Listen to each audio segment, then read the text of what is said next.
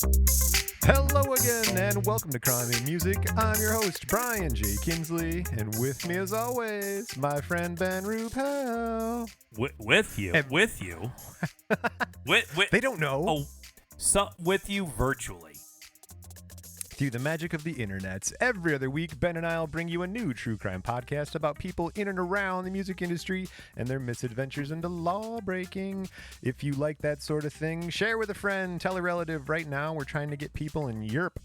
So if you know anyone who lives in Europe, any part of Europe is fine. Spain, Andorra. Jeez, I don't know, Andorra. France. We go from Spain to Andorra. I went to college with a guy from Andorra. It was nice. I know that trivia. Wasn't the Bewitched grandmother's name Andorra? I think it was close. That's close. Yeah. All right. Yeah.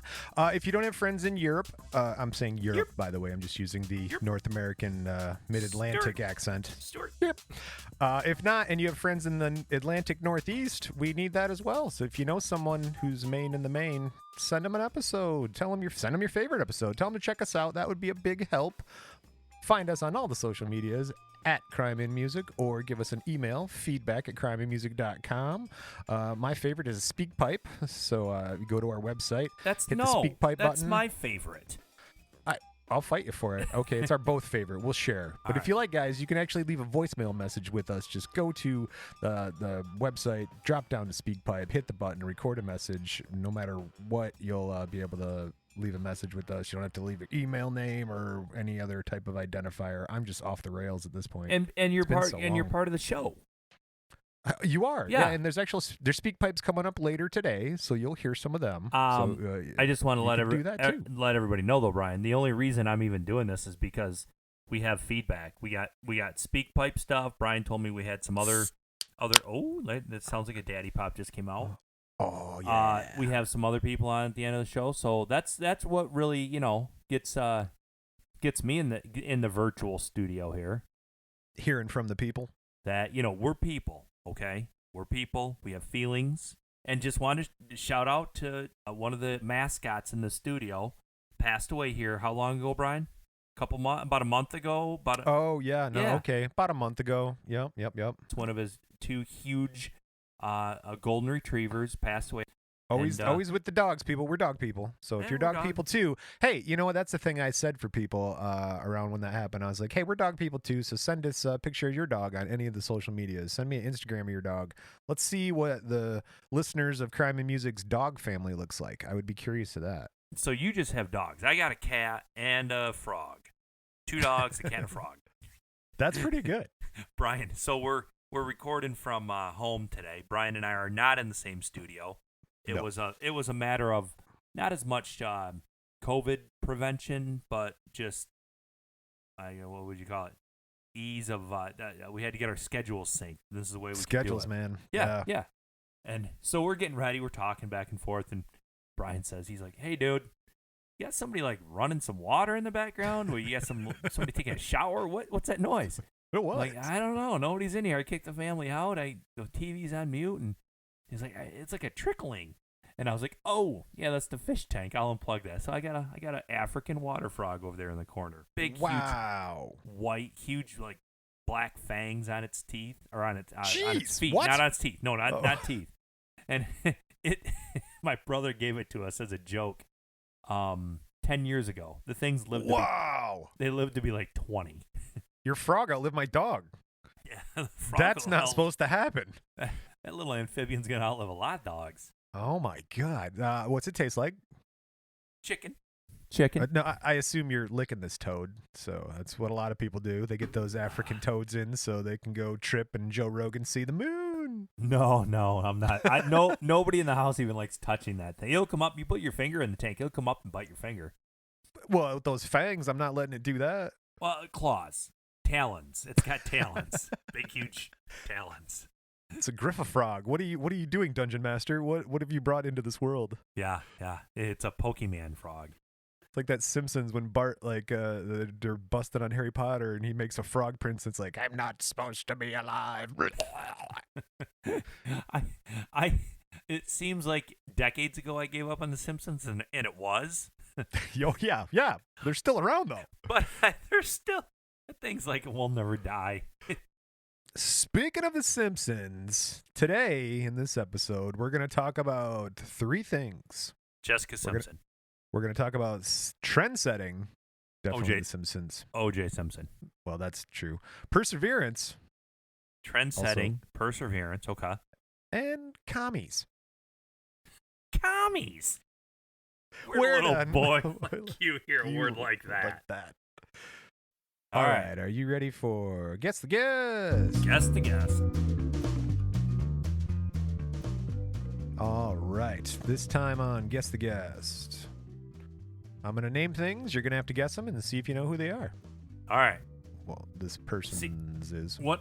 One of my things I like to do is try to see if you give up any information before we start. And so you gave up a couple things, but I think they're rather cryptic. I haven't limited it to a male or a female, a group, an individual. So All right. it's going to be a toughie. All right. Oh, first question, though, I get to ask. Do I know who this is? Absolutely. Okay. I like these are the ones I have fun with. All right, here we go. Technicolor Tessie. Technicolor Tessie. I'm going with a lady at this point, possibly Mama Cass. No. Because I'm thinking Technicolor, I'm thinking that age where we went from black and white to color. You got a minute, and I got a bunch more hints. Okay, if you go want. ahead, go You ready? ahead. Roll them out. Ricardo, Alberto, Fernando, Ricardo, Ida, Aka. Ricky Martin. Ooh, there's a Ricky in there, but not Ricky Martin. Queen of the Bee movies. Ricky Ricardo. That's one of them. Cuban What? conga drummer. So, first lady of the television. Desi Arnaz. Well, again, you got one of them, so we'll... Lucille Ball. Hey! All right, there. That's what we're doing. We're doing I Love Lucy, Lucille Ball, and Desi Arnaz. Oh, man, I'm going to have to send this one to my old man. Oh, we'll see if we get He's a half huge- of this stuff right. He's a huge fan. He's a big fan. Well, good. She had a lot of big fans, so hopefully this will be a good one.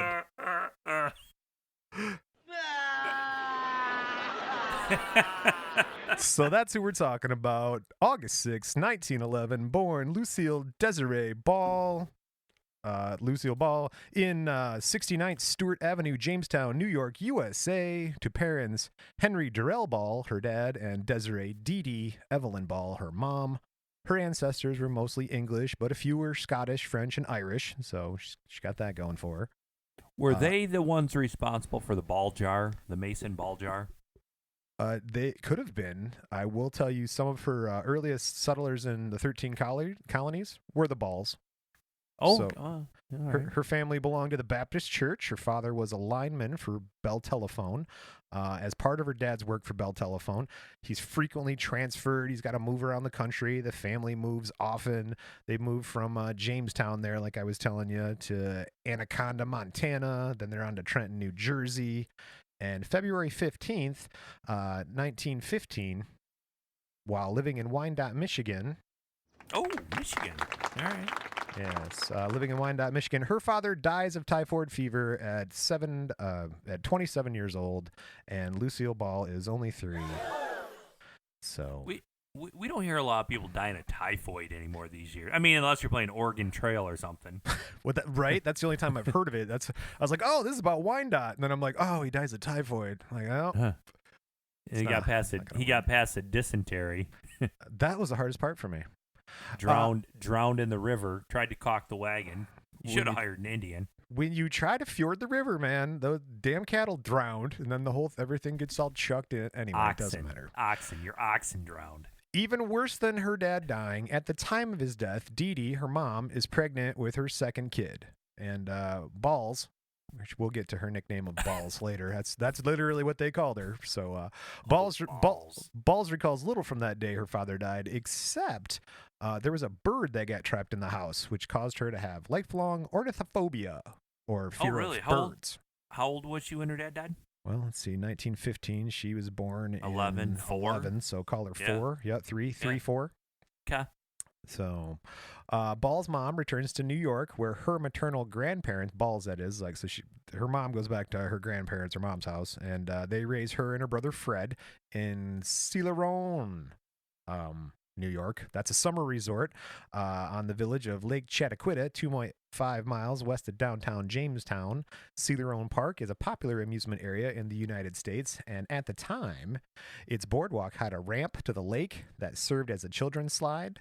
There was the Pier Ballroom. They had a roller coaster, a band stage, and another stage where vaudeville concerts and regular theatrical shows were put on. Clue the kids in on what vaudeville was.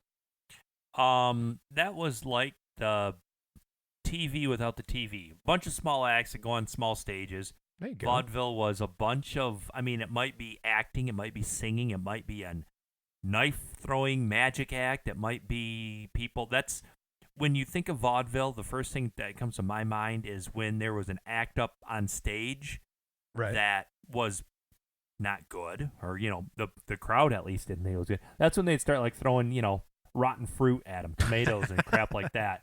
But it was a very a free, open sort of air acting, entertainment, and that's where a lot of what we saw early on in television came from. Was a lot of these vaudeville acts came in. Whether it was a magic act or a singing act or a quick Abbott and Costello sort of thing. But I don't know. I think that's a vaudeville. Yeah, man. But where was this at in New York? What's the name of the city? The name of the city was Celeron Park. Celoron Park. Celeron Park. Chattaquidda.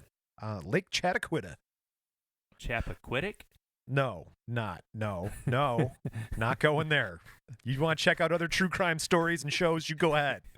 I think he just blamed it on bad directions. Like I wanted to turn left, it went right, it was slippery. Let's see here. So yeah, they were doing vaudeville shows up there. They move Balls and her brother Fred. 4 years after her dad's death, Dee Dee, Ball's mom, marries Edward Preston. Now, while her mother and stepfather looked for work in another city, Ed's parents cared for Balls and her brother. So now you got the stepdad's parents watching you. And so her step-grandparents were a puritanical Swedish couple who banished all mirrors from the house except for over the bathroom sink. That makes total sense to me. Well, sure. Don't want to steal my spirit, get it trapped in a mirror. I've seen Cinderella. I've been to IKEA. They're not big on mirrors. They'll get you some meatballs, but there are no mirrors around. Is that seriously? Are the Swedish? Do you have a problem with mirrors? But no, I don't know. No. Oh, look into it, everybody. That's a bold statement there, Mr. Bryan. Taking a swing at the Swedes. I'll tell you why. Because one time when Balls was young, she was caught admiring herself in the mirror, and she got screamed at for being vain.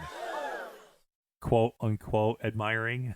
That sounds like there's a little bit more of that story. Just looking at myself. When Balls turned 12, her stepfather encouraged her to audition for the Shriners organization that's in need of entertainers for the chorus line for their next big show. Okay. So Shriners are just a local fraternal group, and they put on shows and stuff. While Balls is on stage, she realizes performing is a great way to gain praise, and her appetite for recognition is born. She's like, "Oh, this is awesome!" Addicted to the limelight. Today, she would just be a podcaster. Oh, well, or YouTuber probably. She liked the visuals. I do like the nickname because if anybody's been listening to our shows for a while, they'll notice that Brian doesn't necessarily use the name of the subject whom we're talking about. You already have the fame. You don't need me boosting you up more. All right, yeah. So I mean, what up, Balls? We'll get there. That's explained away. She is actually given that nickname. We'll get there. Hey, I think it's funny. I'm a 10-year-old trapped in a 40-plus-year-old. My mentality really never got out of 8th grade. I know, dude. This keeps coming up in my life, and man, that's a hearty drink you got there. I can hear it all the way through the phones. It's a Good Lord, little gin and tonic action. Sounds like a gallon jug right there with some ice in it. But no, I've been talking to people lately, and I keep coming back to this thing about I don't think like a 40-year-old guy, like I thought I would think older when I got older, but I still have the same sort of thoughts and drives and goals and stuff as back like in my 20s and stuff like that. It's like I feel like mutual funds and like I have enough life insurance, but No, man. I still want to like get on stage and rock out and have dreams of stardom like that and like playing big concerts and like, I still like make stupid wishes about I don't know, whatever. Yeah, me too. Pro wrestling like, oh, if I could pull an F5 on somebody in a bar fight, like dumb shit like that. So Yeah, like me too. thought I I'd grow think out of it. the exact same things. I'm like, but now when I go to think, if I get in a fight, I really would like to do a figure 4 on this guy. There you go. But I better stretch first. That's the only difference. Do you mind if I ease down to the ground, please? I'm going to plant a hand and sort of scoot down there. I don't want to just drop to my back. Couple toe touches first, maybe. I don't want to pull a hammy. I will fully admit, the other day, I was feeling great, man. I mean, I've got the COVID-20 on me. I'll admit that too. But I went down to pick up the lid to the toilet seat, and my back was like, "Ugh!" I'm like, oh, God. I caught it. I didn't go full back spasm. I caught it. I was like, oh, no. Okay, I know this. Just remain calm. Just remain calm and breathe. And I'm like, okay. So when you know where all 3 bottles of Tylenol are at in your house, you might be in your 40s. So she is not in her 40s yet, but there's a 40 in her age, a 4 that is. 1925, age 14, Ball starts dating Johnny DeVita, a 21-year-old local hoodlum. For a 14-year-old and a 20. Nah, that's wrong, man. Yeah, even back then. Her mother was super unhappy about it, and she hoped the romance would burn out. But after a year, her mother tries to separate them by exploiting Balls' desire to be in show business. You just say stop.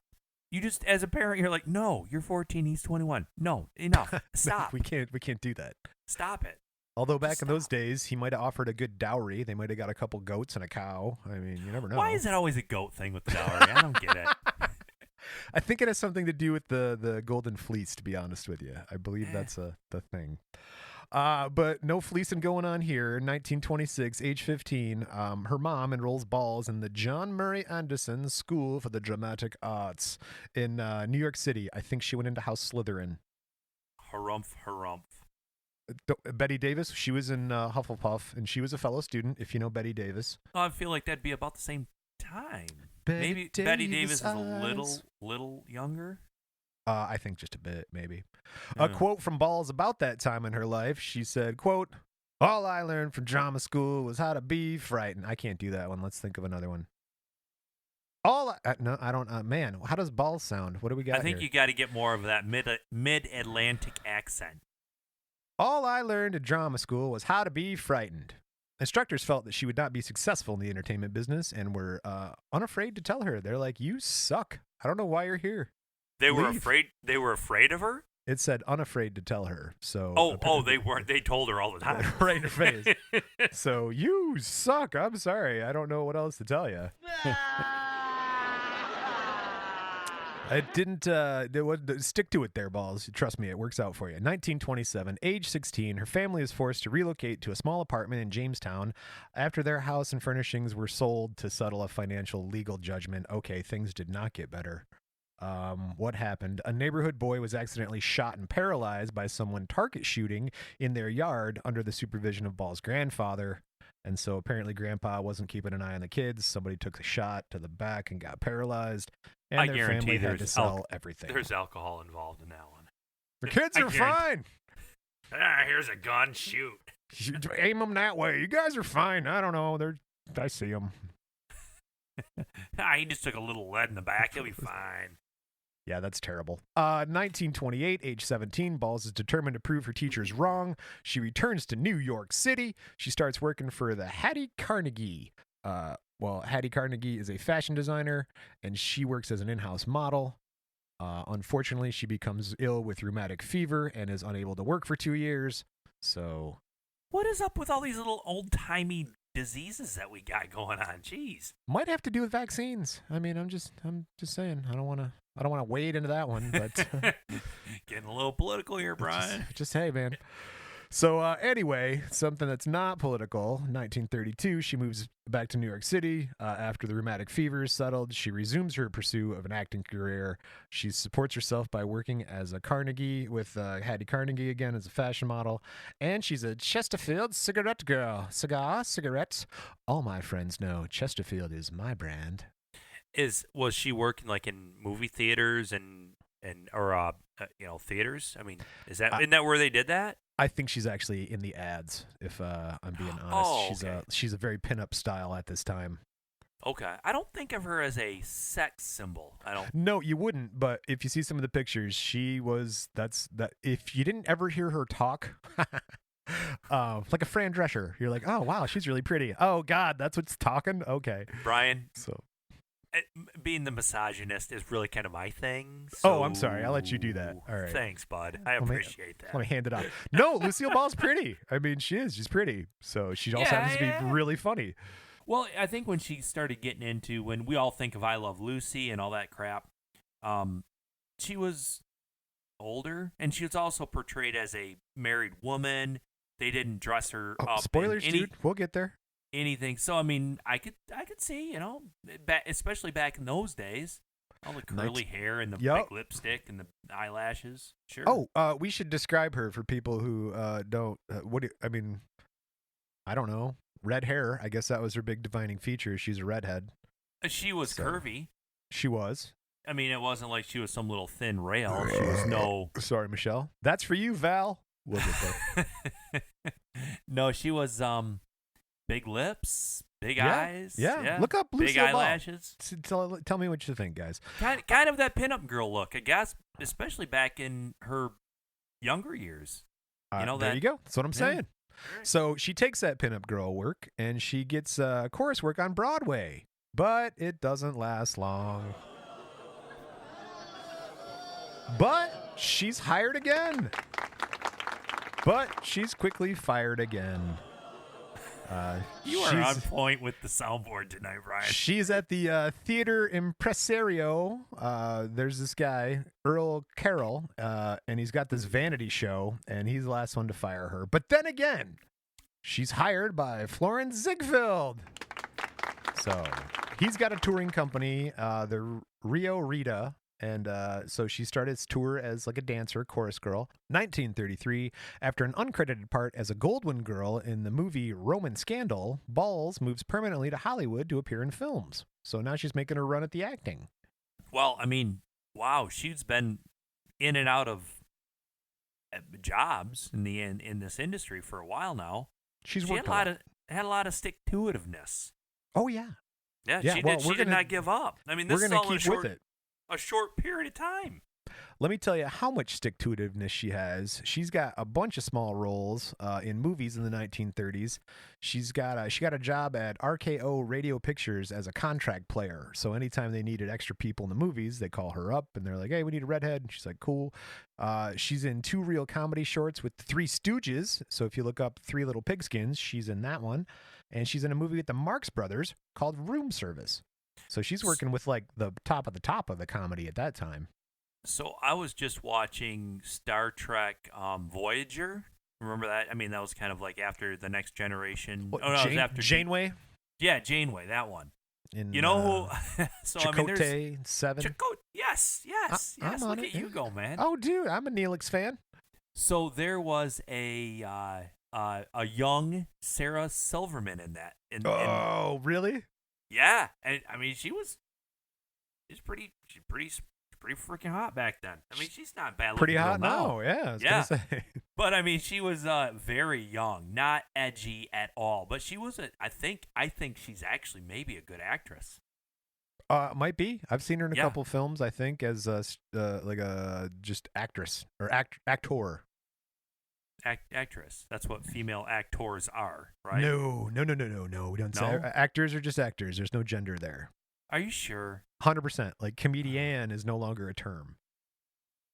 What is the term? They're just comedians. What do you say? Would you say comedian? No, you would say it's just a comedian. Look at that lady. She's a funny comedian. That I agree with. But there's actors and actresses. No. Nope. They're just all actors now. Yeah? Yeah. All right.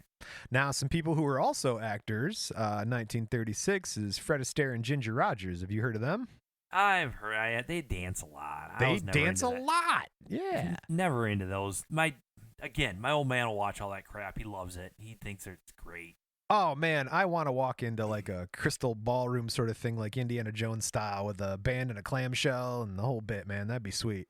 Like where you're tap dancing, then you run up on a wall and do a flip. That would be cool too. Yeah. I'm out. No. If I'm All in the right. crowd watching that crap, I'm just like, all right, I'm gonna go take a pee real quick and grab another beer at the bar. All right. Tell me when this bit's done. What was that? What was that movie that came out that was like that? Ryan, the pretty boy guy. Oh God, I'm dying. Reynolds. No. What do you want? What do you want? Just tell me what you want. What do you want? Yeah, I never saw it. I've seen the That clip. guy, but with La La Land. That's what it was. Yeah. So basically, if you aren't familiar with Fred Astaire and Ginger Rogers, it's the people who sort of invented that La La Land style. And Balls was one of the featured models in movies with those people, in musicals like Roberta, 1935, and then she played a flower girl in Top Hat, also in 1935. And she's a brief supporting role in Follow the Fleet, 1936. Ooh, that sounds blue. All right. Ginger Rogers and Balls were distant maternal cousins. So apparently their moms were cousins. Yeah, that's So small world. I guess now it was it's actually nepotism. a small world back there. No, it was. It was a much smaller world back then. 1936, she lands a role she hoped would lead her to Broadway in the Bartlett Cormac play, Hey Diddle Diddle. It's a comedy set in a duplex apartment in Hollywood. And, it's one of those things like opening doors. Man, the neighbors are crazy. And then they shut the doors. And then the neighbor opens the door. Boy, my neighbors are weird. Like one of those. What year is this right here where we're talking? 1936. Okay, is this got to be before color TV, right? Oh, yeah. Yep. Yeah, okay. For sure. All right. Just setting stage. So now she's in this play, right? Hey Diddle Diddle. And it's going to be the next big thing for her. And it was not well received. The play closed after 1 week in D.C. No. That's not why, though, guys. The star, Conway Tyrrell, he was in poor health and he died. So, ooh, jeez. Yeah, so she's out of work again. Now, when Balls registered to vote in 1936, she made an interesting choice. She listed her party affiliation as communist, along with her brother and her mother. Oh, so she was a commie. Well, 1937, a Hollywood writer said that she attended a Communist Party membership meeting at Ball's house. Now, the writer said Balls was not there, but she had approved the meeting at her home. Balls and Ginger Rogers team up again. They play aspiring actresses in the stage film, in the film Stage Door, along with Katharine Hepburn. Wow, that's a star-studded little lineup right there they got. Yes, I would say. Maybe they didn't know it back then, but... No. But, yeah. Like many budding actresses, Balls picked up radio work to supplement her income, gain a little exposure, be seen and heard by the people, much as we're seen. Hi, waving. She appeared regularly on the Phil Baker Show. When its run ended in 1936, Balls joined the cast of The Wonder Show, starring Jack Haley. Phil Baker? Yes, Never Phil heard of Baker. him. Well, and you didn't hear of The Wonder Show starring Jack Haley because The Wonder Show lasted one season. It was not well received. Speaking of one season. Okay, where are we going? What are we doing? Firefly. Oh, yeah, all right. I'll give you Firefly. All right, I've never seen it, and I've heard it's great. Oh, And it's a Western. You'd love it. It's right up my alley on so many fronts from what I've heard. 100%. But why not? But it's only one season. There's 2 movies. I mean, but is there any closure? Yeah, with the movies, you have to watch the Is movies there? for closure. Yeah. Okay. Well, I did not know there were 2 movies, so I've always been very hesitant to, invest any of my interest in this when I know it's just going to be like over. Because No. everybody I've ever heard that's seen the shows tells you they should have kept freaking going. Oh, they should have. Absolutely, they should have. Should have. All right. And much like Firefly, some other things that they should have kept going. 1939, Balls auditions for the role of Scarlett O'Hara in Gone with the Wind. Oh, did she get it? No, Vivian Lee got the part, but she also won an Academy Award for the Best Actress for that part, so I guess she was supposed to have it. I've never seen that movie. Nah, me neither. Yeah. Frankly, Unlike Ben, Firefly, I don't want to. Frankly, Ben, I don't give a damn. I know. Hey! Nailed it. And I don't have any real want to see it. No, but I bet you that you're going to want to see this one. 1940, Balls appears in the lead musical Too Many Girls when she meets and falls in love with Desi Arnaz. He plays one of the characters' 4 bodyguards in the movie, much like the movie Bodyguard. Why would I want to see that? Because it's called Too Many Girls. No, like okay. a skin flick or something, or no, dude. It's a movie about a guy who falls in love with bodyguards. Oh wow. Okay, so maybe.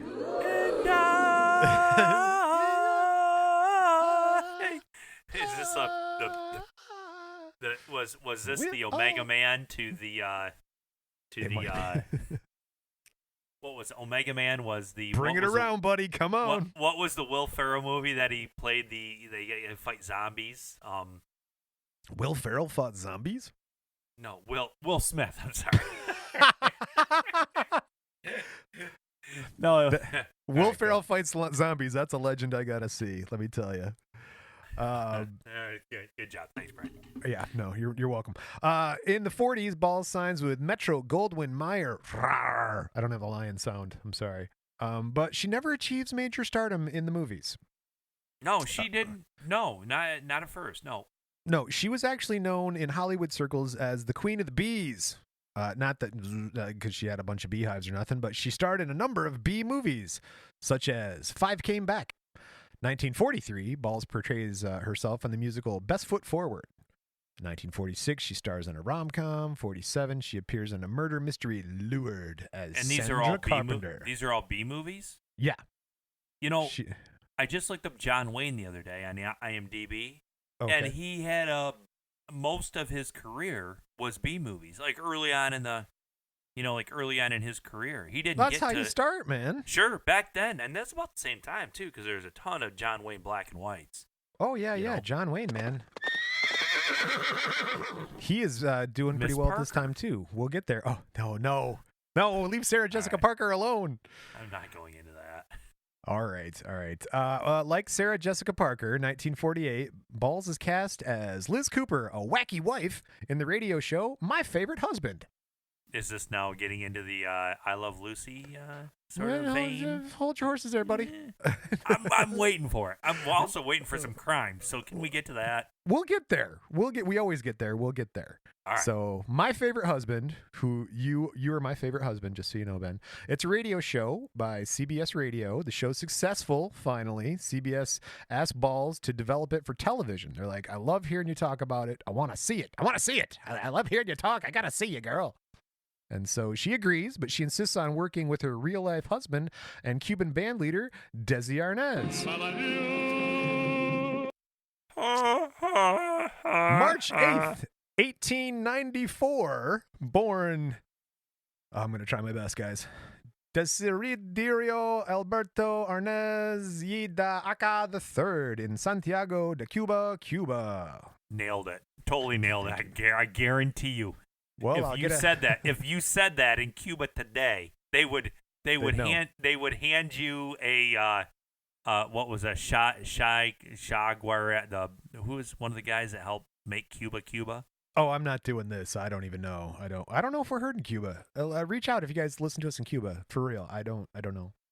But do you think a lot of 57 Chevys got the I want to go so bad and just look at those cars. I really love that. It'd be great. And people who had some of those cars. Well, actually, you know what? They didn't have those cars because this is 1894. And Desiderio Alberto Arnaz y de Albini II, his dad, and Dolores de Aca, his mom, de Acha. I'm just going to go with de Acha. His father was Santiago's youngest mayor, the city of Santiago. Really? Yeah, he also served in the Cuban House of Representatives. His maternal grandmother was Alberto Daga, an executive at a rum producer at McCarthy and Company. Oh, wow.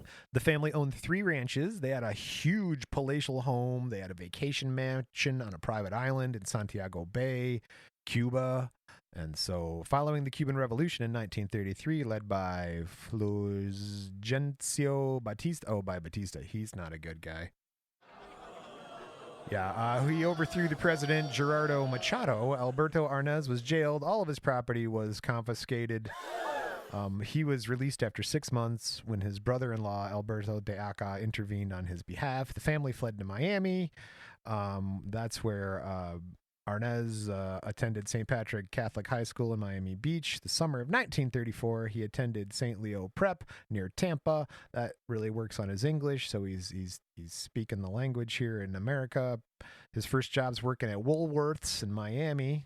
Always got to like a good Woolworths. It's kind of a fall to grace there, isn't it? Afraid so. Yeah. Afraid so. When there's a revolution and you're not on the side that wins, yeah, you lose out big, man. Yeah, he had to come in and like be a person. Afraid so, right? Yeah. We talk about this. Mow your lawn. I mean, you know, better mow your own lawn, dude. Mow your own lawn, buddy. He goes into business with his father before turning to show business full time. So he's got the business sense worked in there. After finishing high school, Arnie forms a band. Arnie?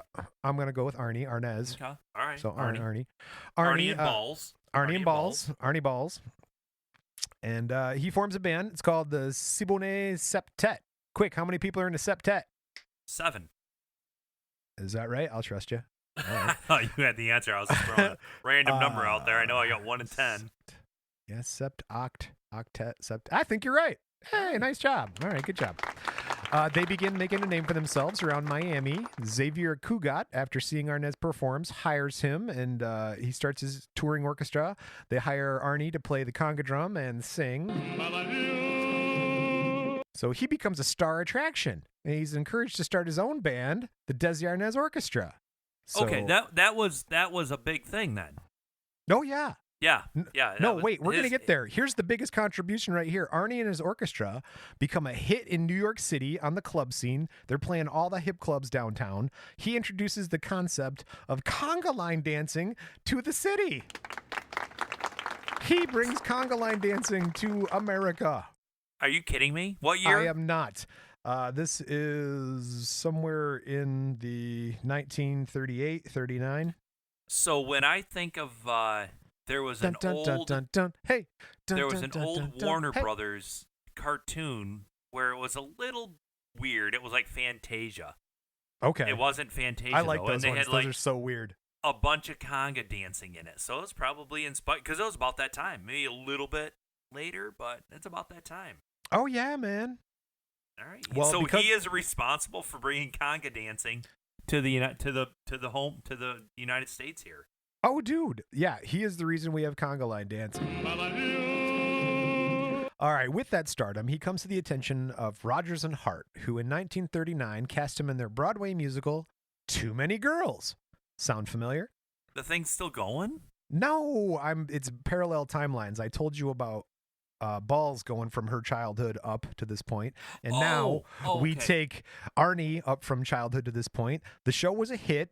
RKO Pictures brought the movie rights. Arnie goes to Hollywood the next year to appear in the show's movie version. So it's like they did the touring stage show, and then they're like, hey, you got to go to the movie version, which also stars Lucille Balls. We call her Balls. And Arnie and Balls fell in love during the film's production, and they elope on November 30th, 1940. And right there, we're gonna take a break. That was quick. They got all married up real fast after meeting, huh? Hey man, when you know, you know. I guess. So I was probably hung like a horse. Well, I'm not going to tell you which member of 21 Days is hung like a horse, but we're going to take a break right now. When we come back, we're going to continue the story of Arnie and Balls. But right now, my high school band, 21 Days.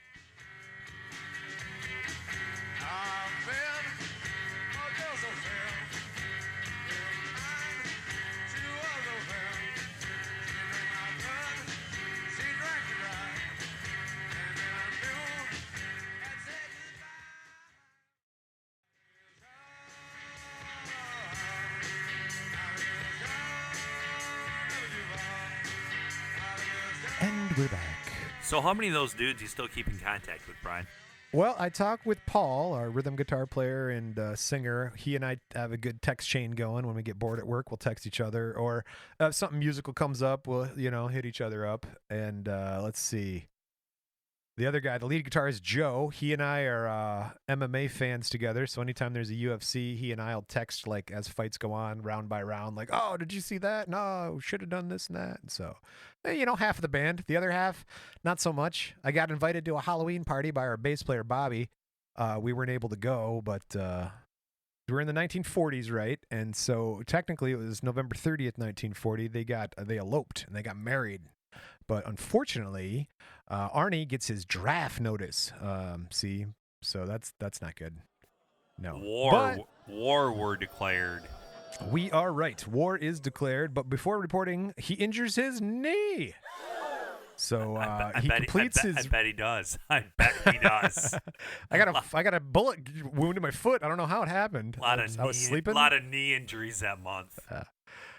He completed his recruit training, but he's classified for limited service, United States Army during World War II. He was assigned to directly to the United States organization. Oh, the USO. So he's assigned to the USO. He's playing program. the bongos. He's playing the bongos for the war. Right. That's what he does.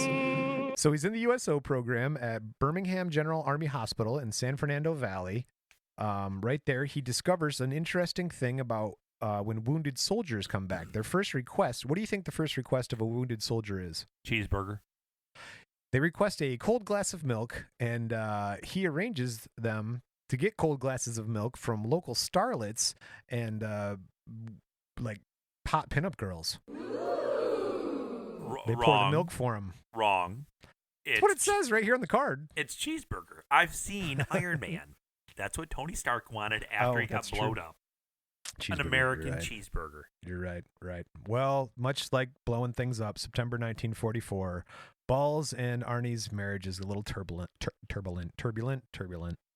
So convinced that Arnie's being unfaithful to her, and also because he came home drunk several times, Balls files for divorce. Let's not talk about this a lot. Well, but I mean, who hasn't had a couple daddy pops and came home a little after, whatever. I see. But before the interlocutory decree became final, so basically, a what? Like, say that word again, please. Interlocutory.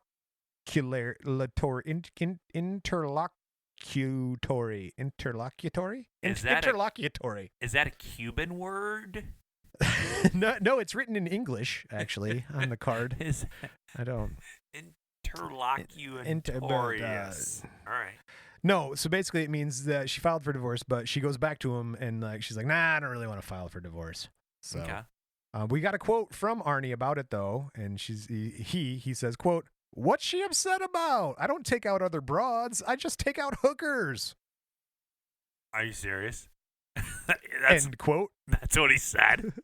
What? It's not. I don't pay him to come into my room. Oh wow, terrible.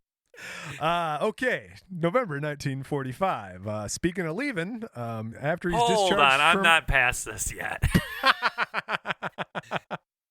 So I need to laugh a couple more times. Hold on. The dude literally said, basically, he said, I'm not cheating on her. I'm just going out with hookers. Yeah, that's what he said. It's like, it's not like it's romantic. They're just hookers. I think the Cuban people are a very dynamic set of folks, I guess. Passionate. They're very passionate. Yeah, very passionate. Speaking of passion, 1945, November, he's discharged from the Army. He forms another orchestra, which is successful and has a lot of live appearances and recordings. Okay. February 1946, Arnie appears on the show sponsored by the Hollywood Independent Citizens Committee of the Arts, Sciences, and Professions. That's a mouthful. Well, it's a group the FBI says is a communist front. Well, it very well probably is. Well, now hold on there, bud. So we'll get there. I mean, maybe. there was a lot of I mean, we're using the word commie, okay? And today, that's there's a very huge negative context to that. You know, it's a word that we use that we don't maybe understand, but back then, it was almost like saying a liberal or a conservative or a communist or a socialist. Okay. You know, that's good context, right? It wasn't necessarily. We knew we were fighting the idealism of a communists, but it was an idea that a lot of people back then in our country wanted to maybe give a chance to. So it wasn't like if you're a communist and you believed in what they believed in back then, it wasn't something necessarily you would hide that. It's not like being a Nazi. No, that was bad. That was always bad. That's bad. Don't do that. Don't do that. You're not supposed to do that. We're fighting a war against these people. We just beat them. Don't be a Nazi. Right. And so I think that's kind of what they got wrapped up in, was like, wait a minute. But then the communists Commies are kind of like not good. Well, in the 40s, like as the perception of an American in the 40s, they'd be like, wait a minute. On paper, communism and socialism were great. They were awesome. I mean, until you know, the people start being bad. There were a lot of communist feelings in the nation at that time, in the 40s and in the 50s. And then our government was trying to weed them out because communism and capitalism, it's like oil and water. They don't mix. And we pinned our flag on capitalism. So, continue. Communist, Desi Arnaz. Go ahead, Ryan. Well, one way to not look like a communist, 1946 and 47. During this time, Arnie's a band leader conducting the Desi Arnaz Orchestra on Bob Hope's radio show, The Pepsodent Show on NBC. Bob Hope's no communist. No, he was a big-time guy that he would always go entertain the troops, right? I don't think Arnie was a communist either. He was in the USO and the U.S. Army, so probably not a commie. I think he could still support the troops and have an ideal of a communist that could, back then at least, mesh. Now, know the communists took over the government. His dad was like mayor and on the council and all that up, right? Like those I guess you're right. Who took him over. So he's probably not a communist, if I had to guess. They did take his private island away. Burned down all his stuff. So yeah. His grandmother's no longer making rum by the boatload. Yeah, no. Oddly enough, McCarthy seemed to survive. That's weird. It's the booze industry. It'll flourish under communists. It'll flourish under the capitalists. Everybody likes booze. That's true. I do love some booze. 1947. When you're drinking booze, you want to hear some music. Arnie's out with his orchestra. They're playing shows in Madison, Wisconsin. So the point of that note and factoid was that he's moving around the country, man. He's not just playing the big cities like New York, Chicago, Miami, places like that. He's in Wisconsin playing his drum. And conga dancing, and people love it. Well, maybe Madison was huge back then. Not that big today. Yes, it was the hub. It was a hub for the train lines and the pork. That's everybody knows. For the pork? Probably cheese, Madison, Wisconsin. I bet he liked the pork. A lot of good hookers there. A lot of cheddar. Yeah. So 1951, Arnie's given a game show on CBS Radio. So he's doing a lot of voice work. It's called Your Tropical Trip. And what they do is they're trying to get Arnie and Balls to stay at CBS because now they're getting offers from other networks like NBC and stuff like that. So they're like, hey, you want a game show too? We'll give you a game show. You got your radio shows. They're trying to keep his band employed in Hollywood rather than touring around. So NBC's trying to give him offers. So basically what's going on here is Balls and Arnie, they're hot, man. They're hot. Well, was Balls still doing stuff all this time too? Because we've been talking a lot about Desi. Oh, dude, it's 1951, so give me a second here. The musical game show hosted by Arnie. It's got audience members competing for Caribbean vacations because it's called Your Tropical Vacation, so that's a good prize. Is it Caribbean or Caribbean? Caribbean Queen. I think it's Caribbean. Is it? Yeah, I don't have a Caribbean song. Well, Caribbean, do you take a Caribbean cruise or a Caribbean cruise? I don't take cruises. I don't believe in that. Yeah, hey, they're starting up some cruise lines here soon again. That's a bad idea. It's not time for that yet, man. I'll tell you one good thing about COVID is my wife was going to try and drag me on a New Kids on the Block cruise, and I'm like, no, I don't want to do that. I think that's out the window now, so I feel pretty good. Brian, Feeling that good. sounds just stupid enough to work. Feeling the flow. Yeah. You should go. Just a global pandemic. Oh, you want me to go? No, I was trying to get out of it. No, I think it'd be a lot of fun. That may be the only cruise I could ever get talked into. Oh yeah, NKOTB. Yeah. Want to go hang with the blockheads? Joey Fatone, or what's his name? Yeah, that guy. No, Joey Fatone is not a new kid, man. Danny, Donnie, Joe, John, and Jordan. All right. Wahlbergs. Think of the Wahlbergs. We can't be friends anymore. I gotta go now. You knew all that stuff way too quick. As listeners of the show will know, I went to a concert at Little Caesars Arena, and it was amazing. I fell in love with Debbie Gibson again. Was Tiffany there too? Tiffany was there. I did not fall in love with her again. We just went back to 1987. Top songs from 1987. My kid wanted to know, Dad, when you were my age, like, who were the big singers? So I Googled it, and we started looking. Tiffany was on the list. Oh, yeah. No, I like Tiffany. Yeah, she did well, but she didn't age as well as Debbie Gibson. Debbie Gibson, man, she worked the whole front stage, and then she came out on some circular stage in the back, rocked it up and down for the encore. She was with Joey McIntyre. Just, dude, that was amazing. Debbie Gibson, whew. You know one of the biggest songs in 1987? That was when I was 11 Van years old. Halen song. Okay. Never gonna give you up. Never gonna let you down. Never gonna run around and desert you. My kid knew that song. Never gonna say goodbye. he knew that song. Hell alive. He's got rickrolled, Dad. He's got never rickrolled. Gonna give, never gonna give. Never gonna give. Never gonna give. Give you up.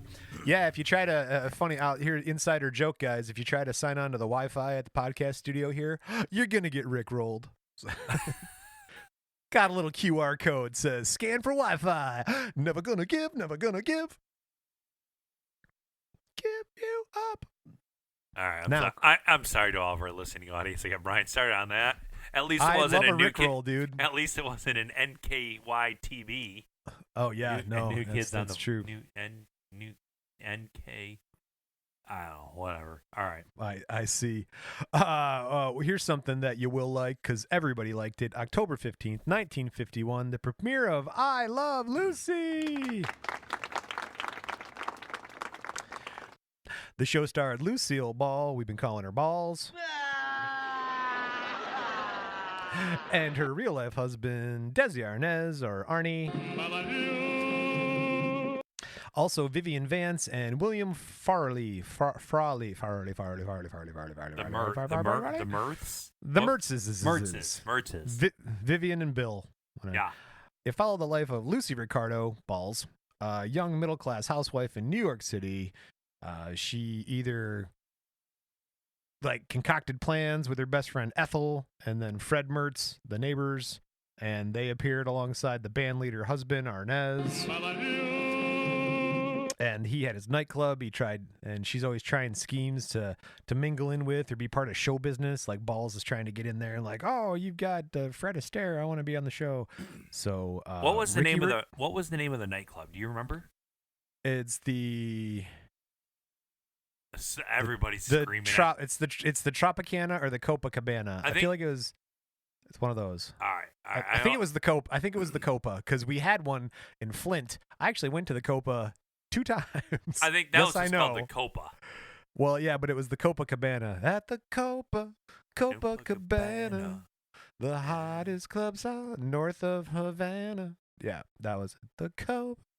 Yeah, I remember the name of the name of his club was always in that show. Is always in fashion at the Copa.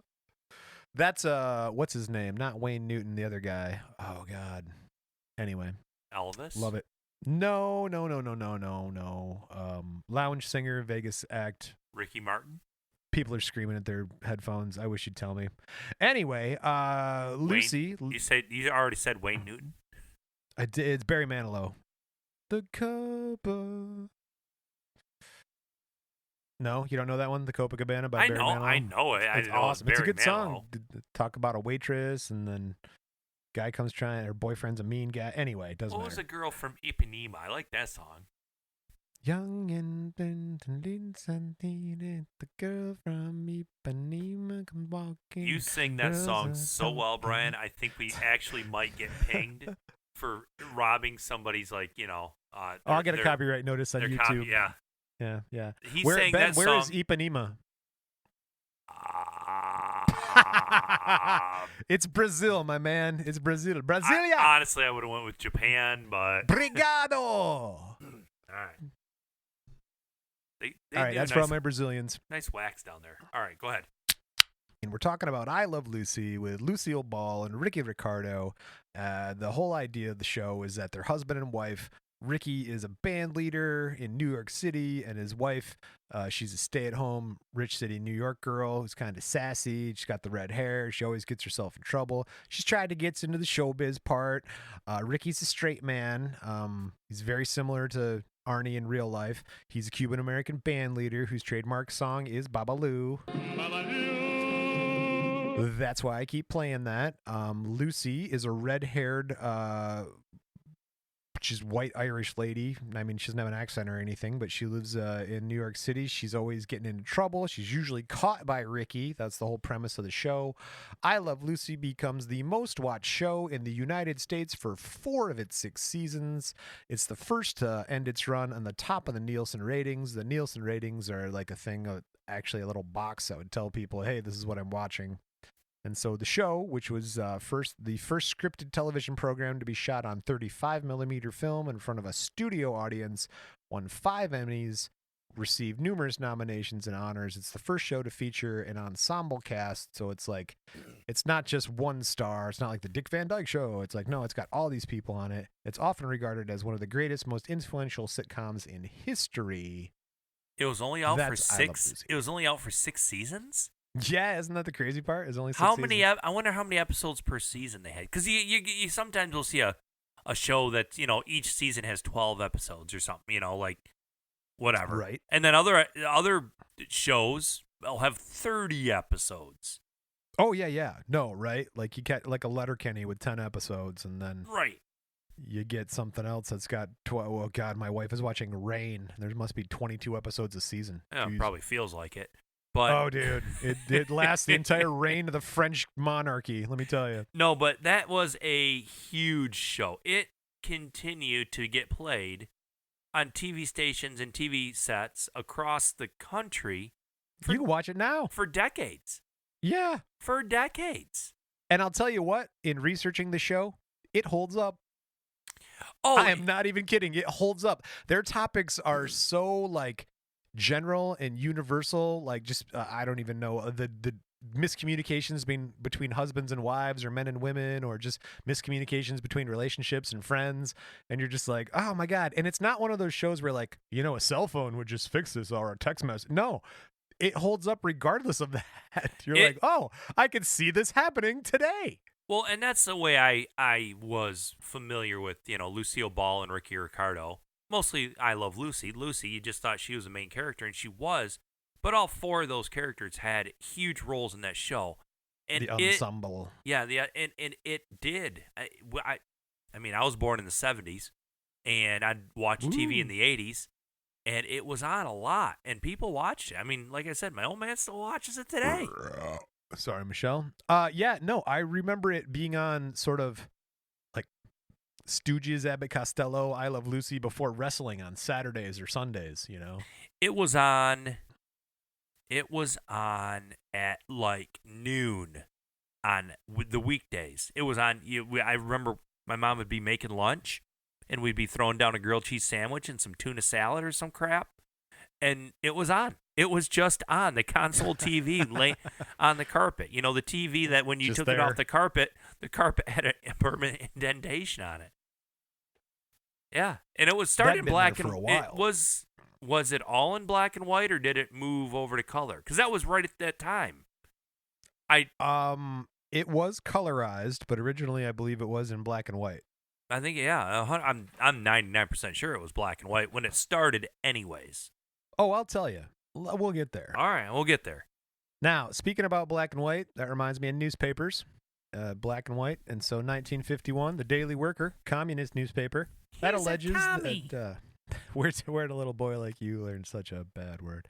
The Daily Worker alleges that Balls here is among the stars who had once been vocal about their opposition to Senator Joe McCarthy, but later they didn't say anything. They're like, okay, I'm against Joe McCarthy, but I'm not going to tell you publicly. Anyway, but what I'm saying is the Daily Worker is sort of like outing her, like she's against McCarthy. And if you guys know about history and McCarthyism, that's going to bite her in the ass, which it does on September 4th, 1953.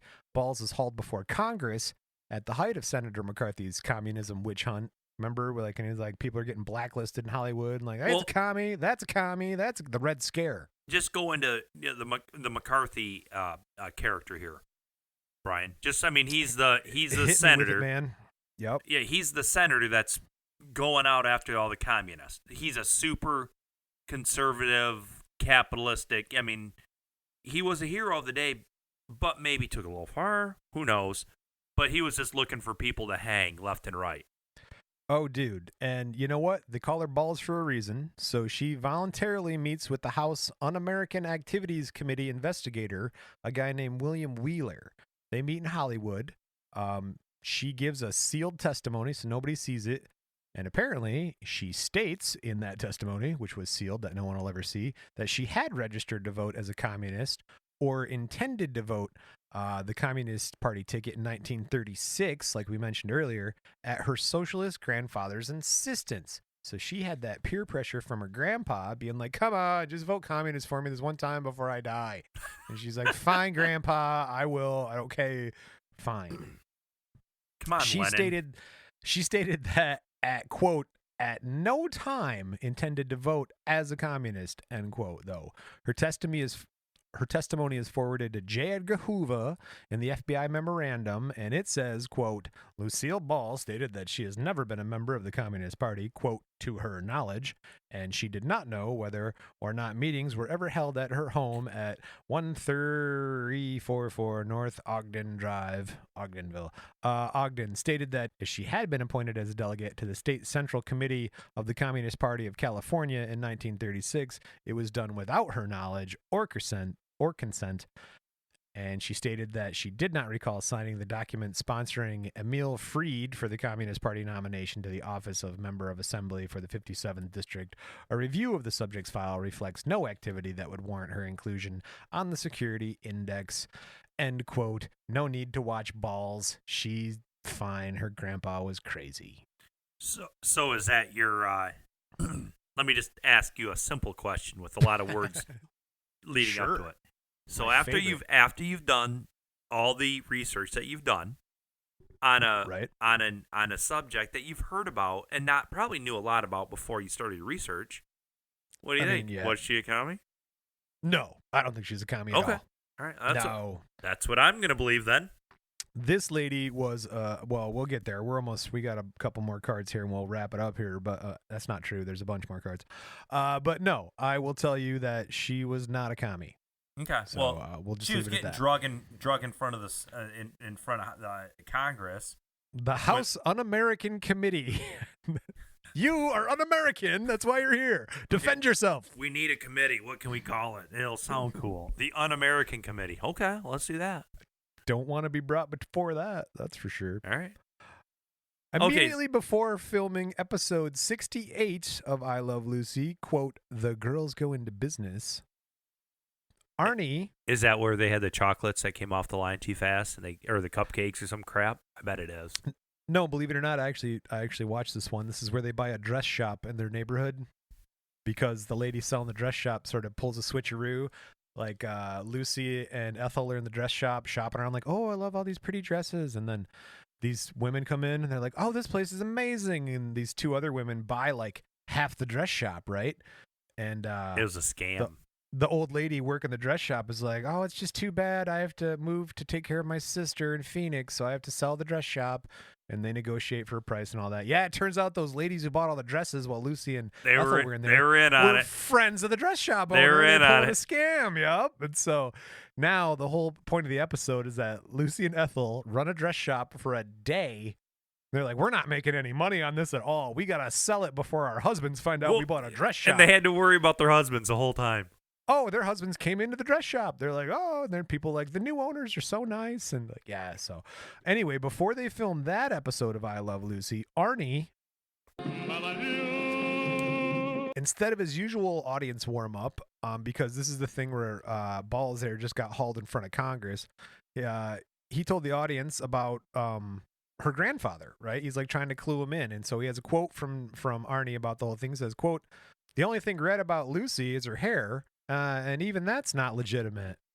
Oh, really? Oh, that was the wrong sound. Even that's not legitimate.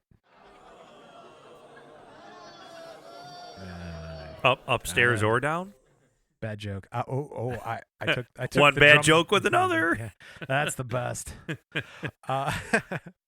The House Un-American Activities Committee forgave Balls, but J. Edgar Hoover never forgot. The FBI director continued to collect evidence about Balls and Arnie, even though the FBI claims it never officially investigated her.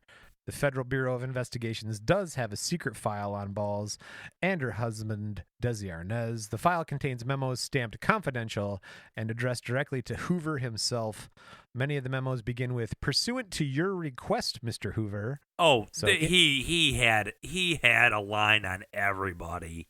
Yeah, he was trying to keep personal tabs on people, it sounds like. He had a list. Everybody. So, but you can request those records in a FOIA request if you want. Large portions are blacked out because the FBI still today considers them not ready for public release. There's a few different records that I've looked into different historical figures, and they say that these records will be released. They have dates that'll be released. Like there's a bunch of stuff that's going to be released on Martin Luther King, I think in like 2036 or something. I mean, okay. And that date was set back, when he got assassinated and stuff. They said, okay, we're going to give it 50 years or whatever. Jeez. Yeah, so I mean, there's that stuff that will still drop down the road. I wonder if they got a date on her stuff. Well, we'll see. Speaking of dates with things dropping, March 3rd, 1960, day after Arnie's 43rd birthday, and one day after filming the final episode of the Lucy Desi Comedy Hour, Balls files papers in Santa Monica Superior Court claiming married life with Desi is, quote, a nightmare, and nothing at all as it appears on I Love Lucy. So she filed? She files again. That's some balls on balls right there. Well, he's known to explode in abusive fits of anger, and one time Balls aimed a gun at Arnie's head, and she pulled the trigger, only to have a tiny flame burst out from the end of the barrel, which was actually Arnie's. That's how he lit his cigars. So she thought she's gonna shoot him in the head, and it was actually just a cigar lighter. That's for real? That's for real. Wow. So I don't think I can sleep in the same room with that lady anymore after that. Yeah, that'd be wait, you thought that was a real gun? Yeah. Wait a minute. You pulled the trigger. As much as I can appreciate that, I couldn't sleep in the same room with her in the same house. That's a rough one, man. Yeah. Well, we got a quote from Arnie about the whole situation. He says, quote, "The more our love deteriorated, the more we fought, the more unhappy we were, the more I drank. The one thing I never been able to do is work and play concurrently and in moderation, whatever that means." We all figured it out a little bit. So May 4th, 1960, the couple is officially divorced. But a couple years go by, July 22nd, 1964. A $36,750,000 lawsuit is pending against entertainer Arnie by two former employees from the Thunderbird Country Club near Palm Springs.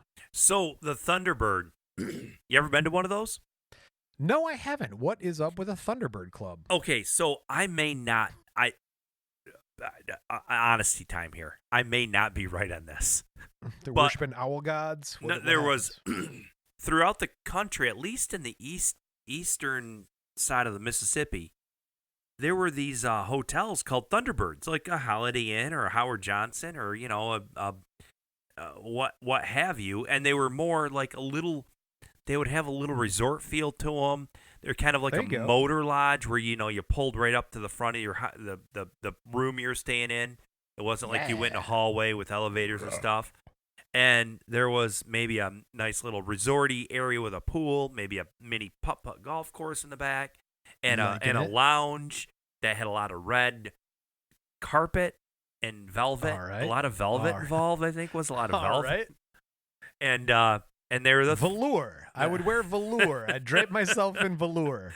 And so they had a ton of these hotels, or a bunch of these hotels that were, sprinkled throughout Route 66. I don't know. But I'm wondering what was this thing that he was on? He had a lawsuit against them or something? Yeah. Here's what happens. In one of the largest damage suits on record in Riverside County, Jack and Alberta Young, their name is, I don't know if it happened on a Tuesday or not, but their name is Jack and Alberta Young Tuesday, accuse Arnie of slander, assault and battery, false imprisonment, all during an altercation at the club last January. And so the action filed by the firm Jones and Waldron of Compton and Melvin Belly of San Francisco. So this all happened in California, it sounds like. So this is all California. All right. So they charge Arnie with slandering Miss Young in the presence of witnesses, imprisoned Miss Young in the club for 15 minutes, and assaulted her husband. And that's a lawsuit for how much? $37 million. In what? In what year? 76.75. 64. Wow, that's some balls. Some balls. That's the drink. That's the word of that's the game right there, everybody. So yeah, we'll get back to that. But continuing forward, August 31st, 1966, Arnie, he's 49 at this time, he's arrested. So he allegedly fires 2 shots at the feet of a young man who parked his car in front of his house near Del Mar. Yeah. So he's booked in San Diego County Jail on the charge of assault with a deadly weapon. He's released on he's released on $1,106 bail. Get that $6. Sheriff's deputies said that Arnie fired shots at the feet of John Winston Vody. The only shots I want right now are Moderna. Yeah, right.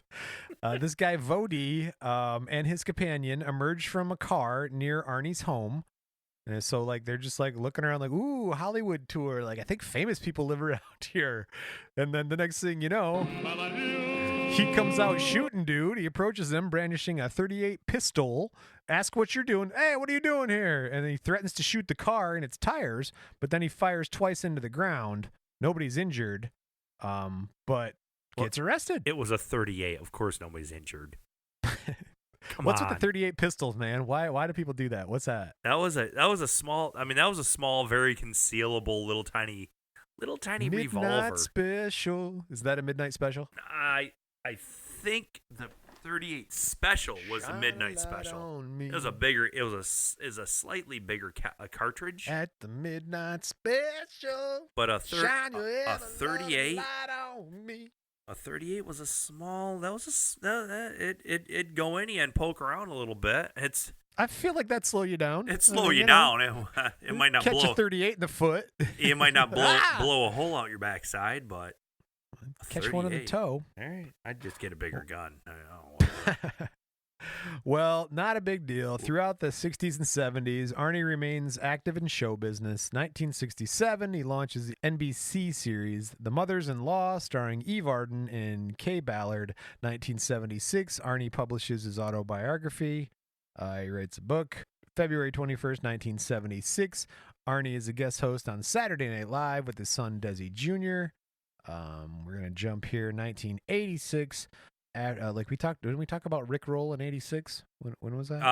87. Close, yeah. Rick Astley. There you go. Yeah. After years of smoking 4 or 5 Cuban cigars a day, think of that. Oh my gosh. Arnie, how bad does your mouth taste in the morning? How about 4 or 5 Cuban cigars worth? Oh my God. Wow. Arnie's diagnosed with lung cancer. No need to laugh at that. That's not cool. But yeah, man, 4 or 5 Cuban cigars a day, smoking telephone poles. Well, and this was in the late 86. 86. So he was 86 years old, 80 years old. Yeah, was he not 1894? So do your math. Oh, wow. Yeah. I mean, 1894. Oh, my God. dude, you tell me I can live to that age and smoke about 5 Cuban cigars a day? Yes, please. Imagine living 100 years. I mean, that's incredible. I want more. I think 1,000 years should be the default setting for humans, but I mean, whatever. Dude. Anyway. I'm good with like 60. I'll be pretty lucky at 60. I'm going to be sad when you're gone. We're going to keep going, though. I mean, Jason will just slide right into your spot. Hey, I think you can just get an AI to make my voice. You just plug. In fact, if you can get that for next podcast, deep fake Ben. A good deep fake for next podcast would be great. Scary enough, dude. There's enough audio of us. They could deep fake either of us. This is deep fake right now. I'm just telling. I'm not really Brian. This is a deep fake. Yeah, this is just AI deep fake. Deep fake. Well, it's not a deep fake, and it was actually a pretty cool move. Balls stays with Arnie for several hours before he lapsed into a coma. They were still buddies? They're still very good friends, even though they were divorced. That's correct. I guess he got his wish. He did. He could still be friends and with Balls and friends with benefits. Hang out with all those hookers. And he was so fun. What? They're just hookers. I mean, not to besmirch a man's name. December 2nd, 1986, he dies in the arms of his daughter, Lucy, and a quote from his daughter, quote, "He was a good daddy, but a lonely man at times, one who chose a difficult path." I feel pain when you hear his voice sometimes. There's some emotion in that. He had a nice timbre. Is it timbre or timber? Yes. It's nice timbre. Nice timbre. Well, man, I can't transition this one. It's not nice. April 18th, 1989. Balls complains of chest pains at her home in Beverly Hills. That was a terrible drop, you dick. Go ahead. Continue. She is diagnosed with... I can't. I'm trying to...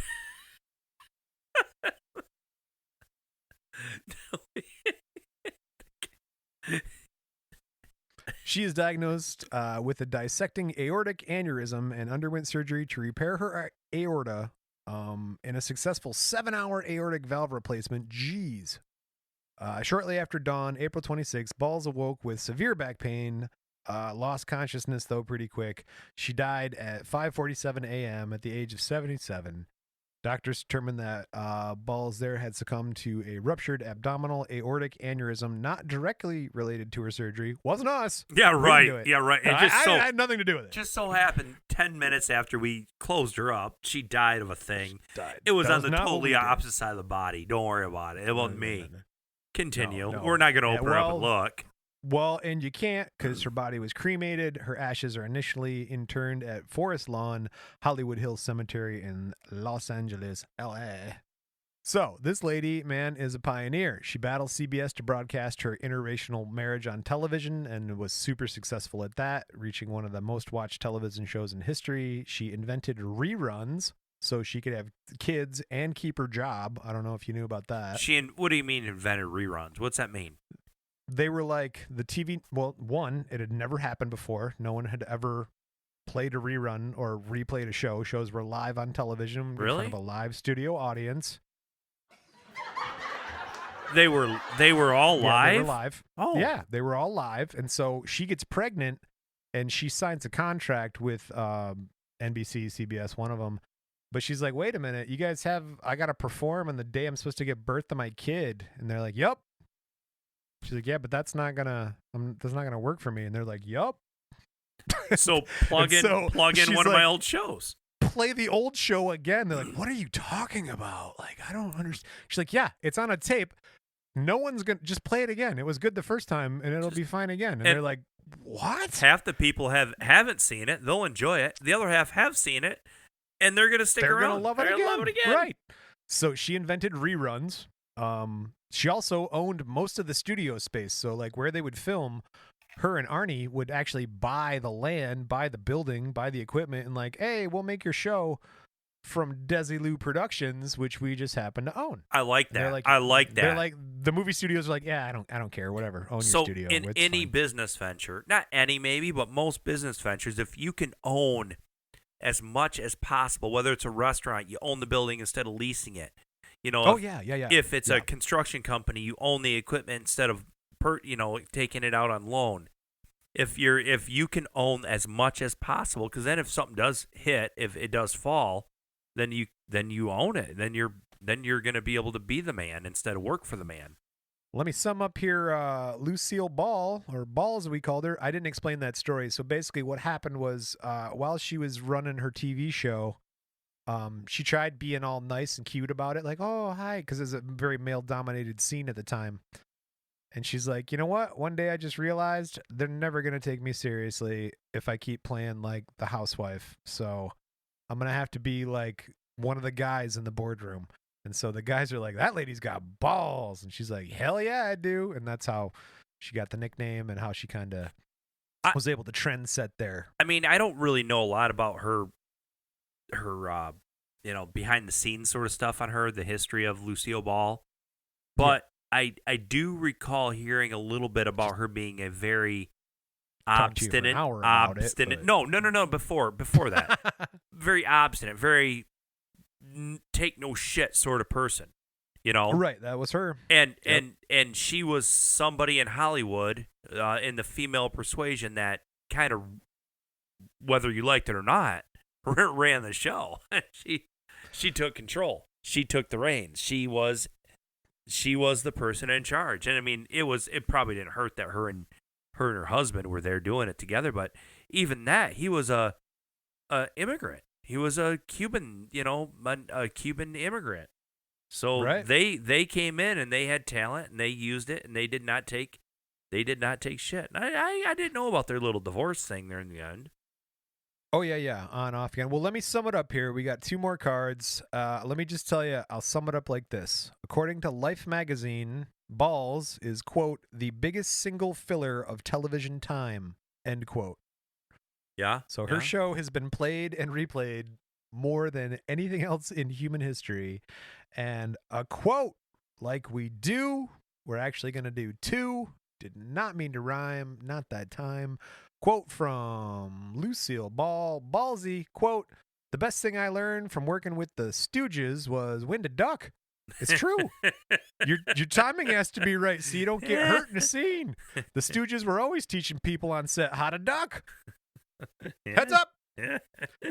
Quote from Desi Arnaz, Arnie himself, quote, "The straw hat is a typical hat Cubans use. It's cool and keeps the sun away from your face." Lucille Ball and Desi Arnaz, everybody. Oh, I was happy with this subject. So, when I was guessing, I was kind of screwing around, just like guessing whatever. But it sounded right. But you said, "Yep, that's it right there." I'm glad. Yeah, you nailed Desi Arnaz. You said Ricky Ricardo, and I'm like, yes. Yeah, they were a force to be reckoned with. That was a good story. I did not know a lot of that stuff, but I mean, I've seen every single one of their shows, I bet you. Game changers. Yeah. Absolute game changers. They invented the rerun. I mean, come on.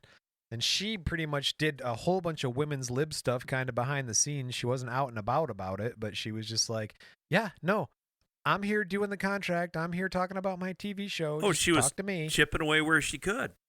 Yep. So yeah, good for them. That's an interesting story. I have to pass this one along to my dad, but then I have to probably talk to him about it, and whatever. Listen to my show, Dad. It's not like we say fuck, shit, fuck all the time. Yeah, because Tom don't say that stuff, Brian. That's where I learned it. He was my den master. He was. Shout out Tom. Woo! So Lucille Ball and Desi Arnaz both passed away late in life. I mean, they're 70s, right? Oh yeah, man. Desi was like in his 80s, pretty sure. Yeah, so they led a full life, and they were friends, and they were successful, and they died did you say in the 80s? In the late 70s, in the 80s? That's what I said. Yeah, in the 80s. They're rock and roll, man. Good for them. Dude. Well, it's time for some feedback. I don't know if it's my favorite part of the show or my second. I don't like the sound. No, the sound's not great. I'm going with second. It gets people's attention. Even though this is the only way that Brian got me to come back to do the show on a remote broadcast, because he's like, "Ben, I got so much feedback. We got YouTube people saying things, and this guy right here, he's stalking us on Facebook, which Oh God, yeah, no, that's not even part of this episode. But I'll tell you, people, we used to have a YouTube channel where we go fishing, and yeah, a guy tracked us down to be like, hey, do more crime and music. He's on our fishing YouTube channel, so. Yeah, that was interesting. That fishing shows. Like, it's what? hilarious. It's so bad. Oh, it's great. It's got your brother Nick. I reckon go check it out, guys. One last cast. It's like great. One last cast. It's like a parody of like an outdoor show, like a fishing show you might watch on, like an outdoor network sort of thing.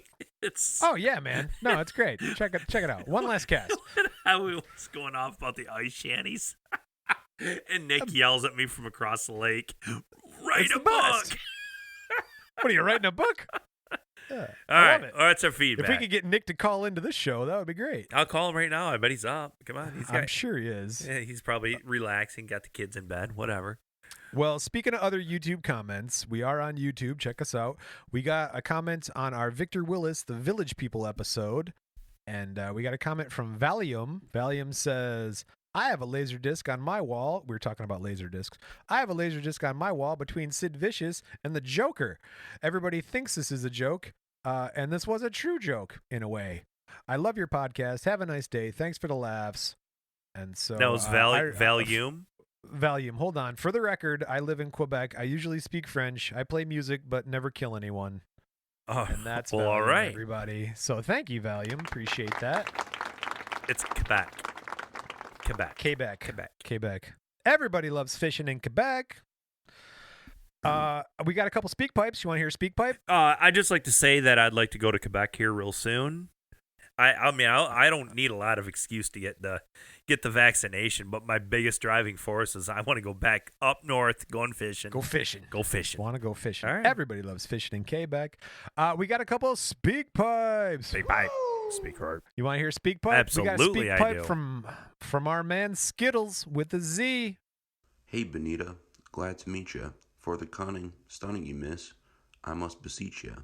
Hey, being with you is a top priority. Ain't no need to question the authority. Chairman of the board, the chief of affections, you got minds to swing in your direction. Hey, you're like a hip-hop song, you know? Bonita Applebum, you gotta put me on. Bonita Applebum by Skittles, everybody. Woo! That's the first one he's given us that I don't recognize it. What is it? Bonita Applebum, man, I feel like that's people are screaming at their No, I don't know that. It's a rap song. I've heard it. Well, I know it's a I rap think song. Off the top of my song. Well, sorry, Professor. That's all right. I got another one that's not a rap song. Now, this was an interesting story. You remember Valium, who just talked about the laser discs? Yeah, right. Yeah, from Quebec. From Quebec. We got into a chat on Facebook one night. I was up doing research for an episode, and all of a sudden, bloop, my Facebook blows up on Crime and Music, and I look at it, and it's like, hey, I'm Val. I'm crazy Canadian. Michelle's not your number one fan. No offense, Michelle. But I'm your number one fan. And so we started chatting back and forth, and Val is a crazy Canadian. And you know what? She left us a speak pipe also. So let's listen to Val. Hi, guy. I got some cards for you. Repeat after me. Justin Trudeau. Justin Trudeau. Justin Trudeau. Priscilla Beaulieu. Priscilla Beaulieu. Je bois du lait dans un sac. I drink milk in a bag. It's minus 36 outside. Il fait moins 36 dehors. Je vis au-dessus du 48e parallèle. I live above the 48th parallel. Oh. Did you know GGLN, guys? Your number one fan name isn't Michelle, it's Val, the mad Canadian. I knew a lot of the stuff that you speak about, but I had to check one thing, and you're right, there's a legal age to drink in Canada.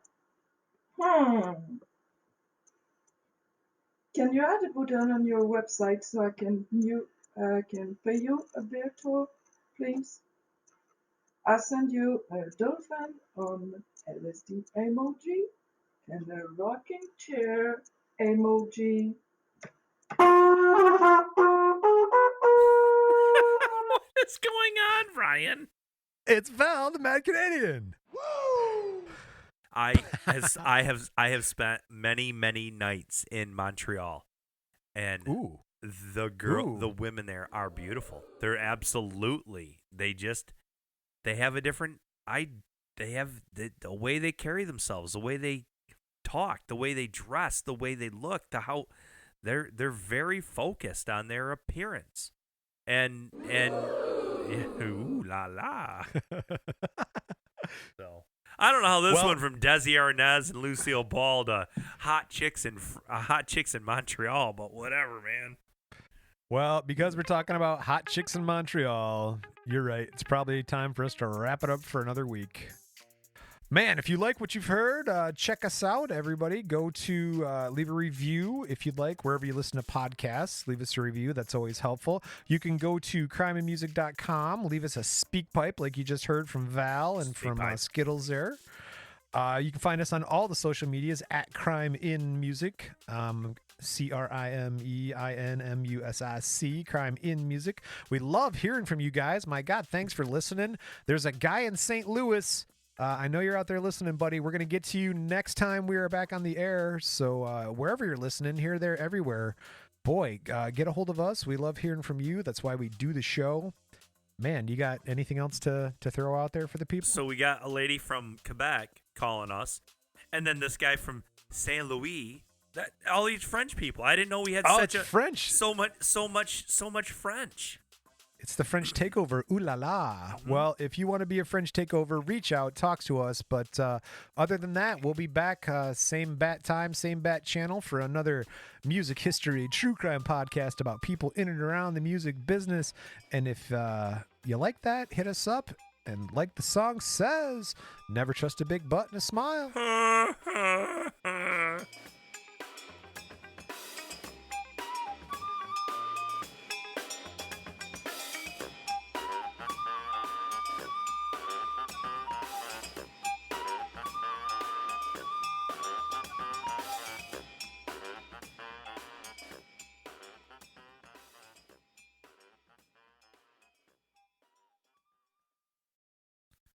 All right, so I can hit the stop button.